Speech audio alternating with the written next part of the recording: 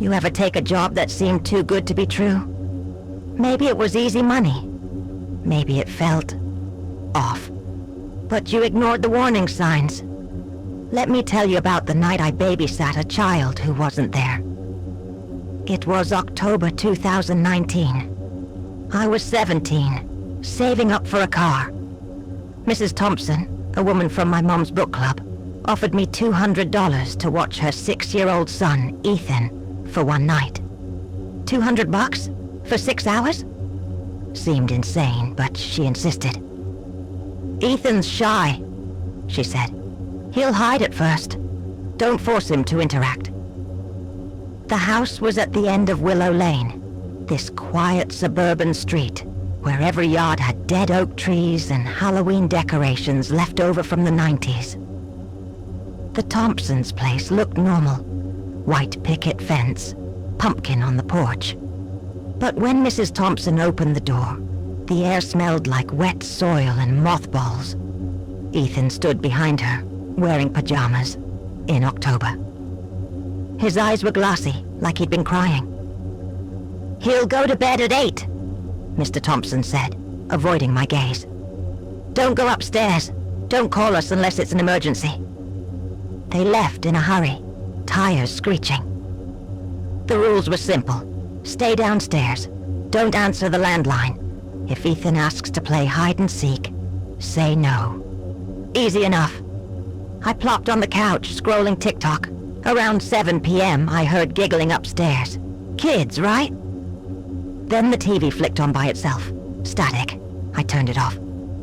At 7:30, the landline rang. Don't answer it. But it kept ringing. 10 times. 20. Finally, I picked up. Click. A voice raspy and wet like someone drowning. "Where's Ethan?" I hung up. My hands shook. Then I heard footsteps above me. Ethan's room. I texted Mrs. Thompson. "Everything okay?" No reply. At 8 p.m., I called upstairs. "Ethan, bedtime." No answer. The house got colder. My breath fogged. And that's when I saw it. A shadow under the basement door. Not a person. Something crawling. The basement door creaked open. A cold draft spilled out, smelling like rot. "Wanna play?" Ethan stood at the top of the stairs. His pajamas were filthy, covered in dirt. His eyes were pure black. "Hide and seek," he whispered. I froze. "Don't play." But he grinned, teeth too sharp, and scrambled downstairs. The door slammed shut. My phone died. The landline rang again. I didn't answer. Then the lights went out. I fumbled for my flashlight. The beam caught something in the hallway. A handprint on the wall. Muddy, small, leading to the kitchen. The fridge was open. Inside, a jar of pickles and a Polaroid.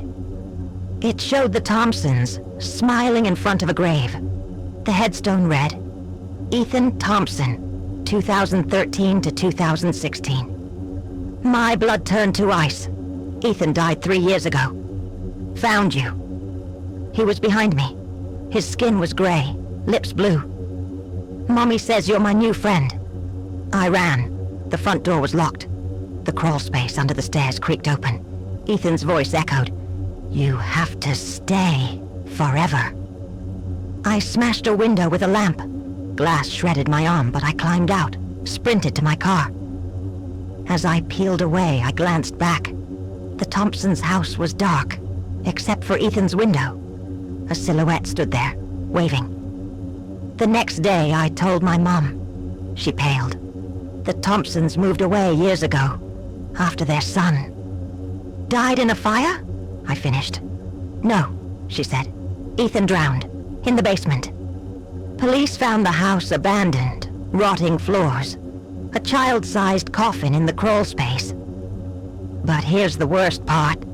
Last week I got a text from an unknown number. A photo of my apartment building. Caption, "Hide and seek?"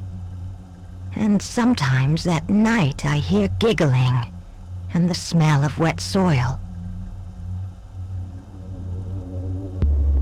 The night I worked at the abandoned amusement park. Last summer, I took a job that sounded too easy. $30 an hour to sit in a ticket booth at an old amusement park. But by midnight, I realized why no one else wanted the shift, and why the rides seemed to move on their own. My name's Jess. I was 17, saving up for college. The ad said, night attendant needed, no experience. Quiet work. The park, Sunnydale Funland, had closed in the 90s after some incident nobody talked about. The manager, Mr. Harlow, handed me a walkie-talkie and 3 rules. Stay in the ticket booth after sunset. If you see anyone near the rides, ignore them. Don't answer the walkie if it buzzes after midnight. Easy money, I thought. The first hour was boring. Then at 11:30 p.m. the Ferris wheel creaked to life. No power, no wind, but its lights flickered on, casting jagged shadows. I told myself it was just old wiring. Then carousel music started. Not the cheerful tune you'd expect. It was slowed down, warped like a broken record. And that's when I saw her, a girl in a yellow dress, standing perfectly still by the cotton candy stand. I radioed Harlow. Static. When I looked back, the girl was gone. But the cotton candy machine was running, oozing pink strands that smelled rotten. The unraveling narrator. Midnight hit. The walkie buzzed. Against the rules, I answered. A voice gargling and wet. Play with us. The ticket booth door rattled. Something scratched the glass. I jammed a chair under the handle and peered out. The girl in yellow was on the Ferris wheel now, rocking in a seat. Beside her stood a man in a vintage park uniform, his face a blur. The carousel spun faster, horse's eyes glowing red. I called 911. No signal. The walkie buzzed again. You broke rule number 3. That's when I noticed the employee board behind me. Photos of park staff from 1993.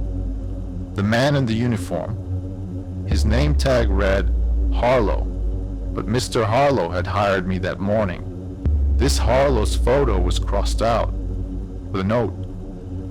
Deceased. Fire. The carousel music stopped. Silence. Then a child's laugh right behind the booth. I bolted. The park gates were chained. The Ferris wheel loomed, every seat filled with shadowy figures. The girl in yellow stood at the ticket booth door, her dress now charred, skin peeling. You're late for the show, she croaked. I sprinted toward the haunted house ride.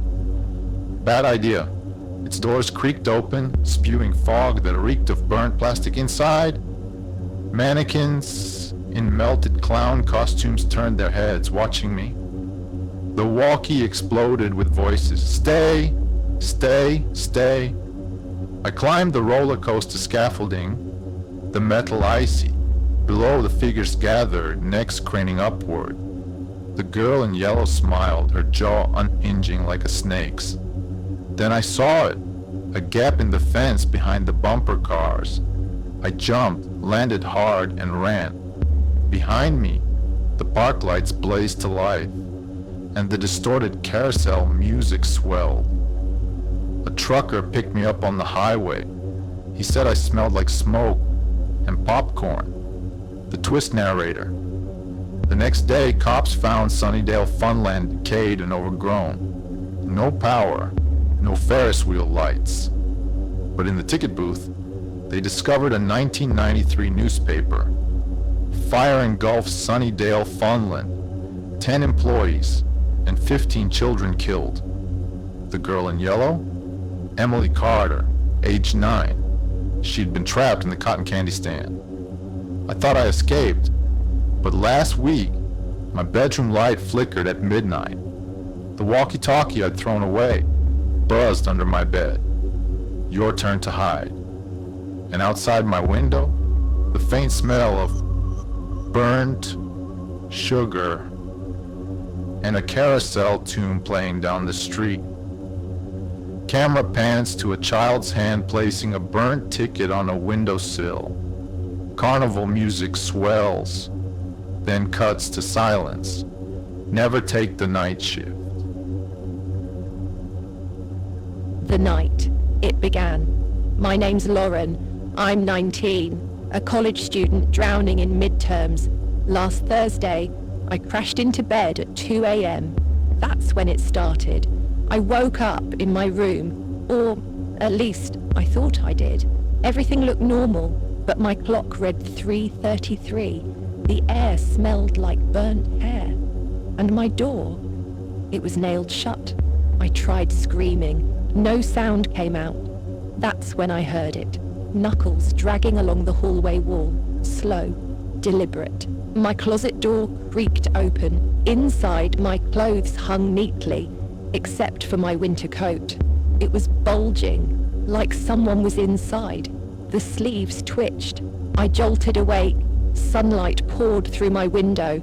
I laughed it off. Just stress, right. But that night, I dreamed again.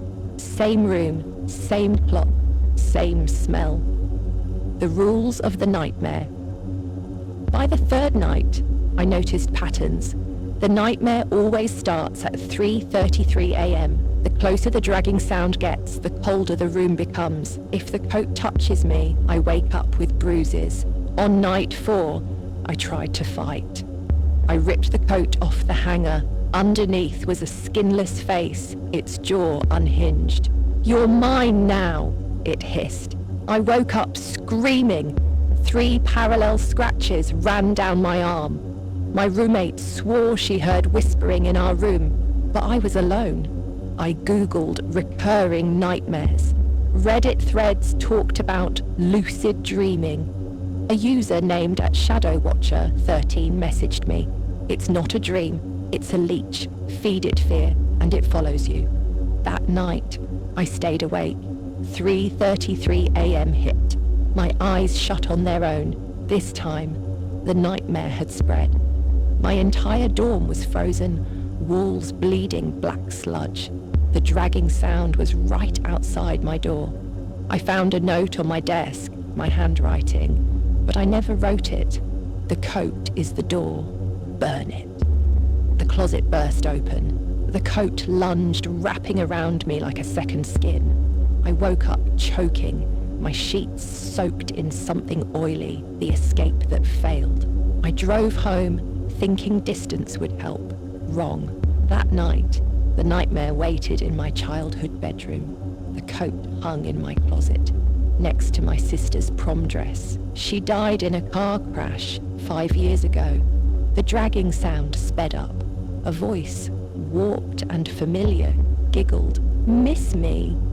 I grabbed the coat, lighter in hand. It screeched. The room erupted in flames. I woke up to smoke alarms. My real closet was on fire.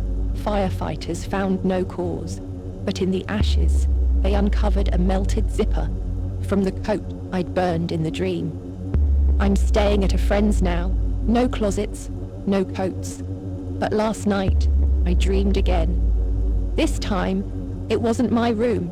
It was hers. The clock glowed 3:33, and her jacket in the corner. It started to twitch. I don't sleep anymore. I can't. But the lines are blurring. Yesterday, I saw the coat in a cafe window. When I blinked, it was gone. And tonight, as I record this, the dragging sound just started. In the real world, a closet door creaks open. A distorted voice whispers, "Found you?" Narrator, don't close your eyes. Don't ever